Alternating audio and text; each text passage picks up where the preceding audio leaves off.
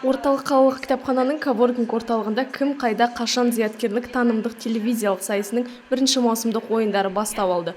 Оқушылардың білімін, зердесін, дүниетанымын және ой-шықырлығын дамыту мақсатында ұйымдастырылатын сайысқа нөмірі 5-ші көпсалалы мектеп лицейі, нөмірі 4-ші облыстық дарынды балаларға арналған болашақ мектеп-интернаты, нөмірі 9-ші орта мектебінің оқушылары мен Тау-Кен техникалық колледжі студенттері қатысты. Аталмыш зияткерлік ойынына әр командадан 6 ойыншы қатысып, биология, тарих, география сынды мектеп пәндерінен құралған сұрақтар бойынша өз білімдерін таныта алатын көрінеді. Мұндай шараның ұйымдастырушысы Индира Арапаеваның айтуынша, бүгінде аталған сайыс түріне балалардың қызығушылығы мол. Сабақтан тыс уақытта да тәлім алушылар орталықта дайындық жүргізіп, өзара бақ сынасып жатады деп отыр. Балалардың қызығушылығы өте деңгейі жоғары. Жалпы қала мектептері, колледж студенттері арасында сайыс түрінде жүргізіледі.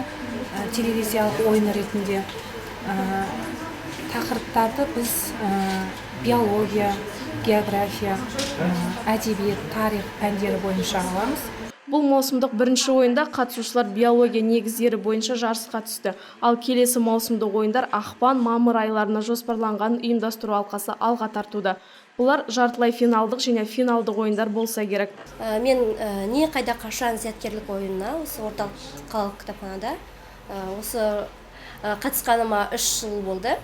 Маған қатты ұнайды, себебі әр кезеңде әртүрлі пәндерден қатысамыз және де өзіміздің қызығушылығымызды арттырып, көптеген сұрақтардың жауабын білеміз, жаңа нәрселермен танысамыз. Айта кетерлігі, кім қайда қашан зияткерлік сайысы 5 жылдай уақыт аралығында ұйымдастырылып келеді. Бұл өз кезегінде жастарымыздың қабілеттерін шыңдауға септігін тигізіп, олардың кітап әлеміне деген қызығушылығын арттыра түспек.